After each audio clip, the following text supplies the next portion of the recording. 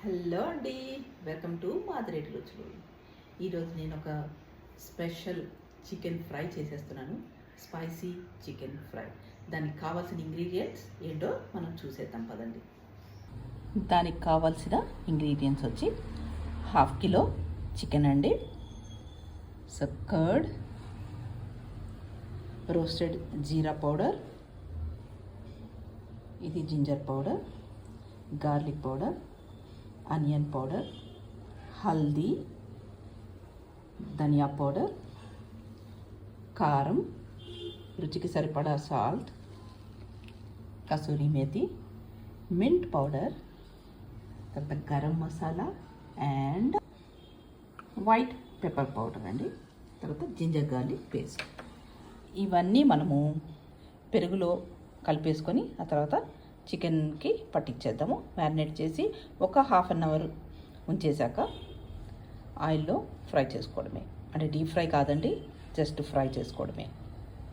ఇదిగోండి, ఇలా పెరుగులో అన్నీ మనము మిక్స్ చేసేసుకుందాము.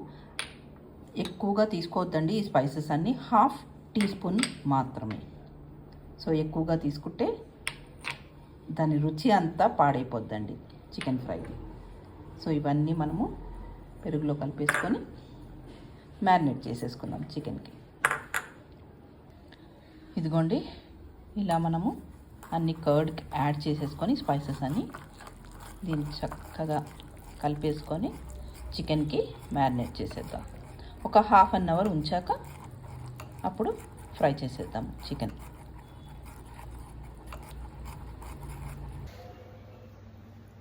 ఇదిగోండి, ఇలా కలిపేసుకున్నాక మొత్తం స్పైసెస్ కర్డ్తో ఇప్పుడు చికెన్కి మ్యారినేట్ చేసేద్దాము.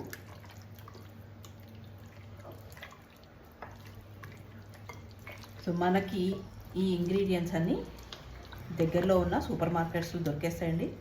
నేనైతే అమెజాన్ నౌలో ఆర్డర్ పెట్టేసుకున్నాను. సో అన్నీ 5 మినిట్స్లో వచ్చేస్తాయండి.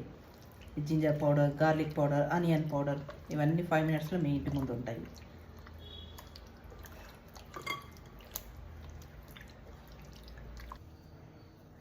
హాఫ్ అన్ అవర్ అయిపోయిందండి. ఇలా ప్యాన్ పెట్టేసుకొని ఒక 50 ml వరకు ఆయిల్ యాడ్ చేసేసుకుందాము. ఇప్పుడు ఇది హీట్ ఎక్కిందండి. సో చికెన్ అంతా దీనికి యాడ్ చేసేసుకుందాము.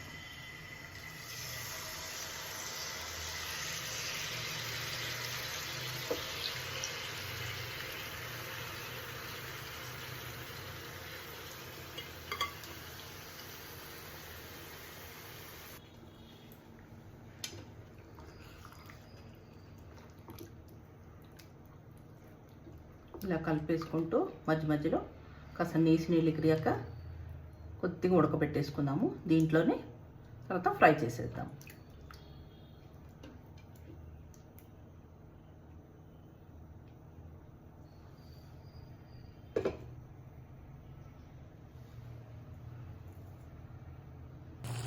చూడండి, ఇలా కరివేపాకు కూడా యాడ్ చేసుకోవాలి. సో నీళ్ళన్నీ ఎగిరిపోయేంత వరకు ఉంచి ఆ తర్వాత ఫ్రై చేసేసుకుందాం. మన చికెన్ ఫ్రై రెడీ అయిపోయిందండి. కరివేపాకు కొత్తిమీరతో గార్నిషింగ్ చేసేసుకుంటే spicy chicken fry ready. So stove off చేసేస్తున్నానండి. స్టవ్ ఆఫ్ చేసి 1 నిమిషం మూత పెట్టి ఉంచితే ఈ కరివేపాకు ఫ్లేవర్ వెళ్ళి దాంట్లోకి వస్తాయి, ఇంకా చాలా బాగుంటుంది.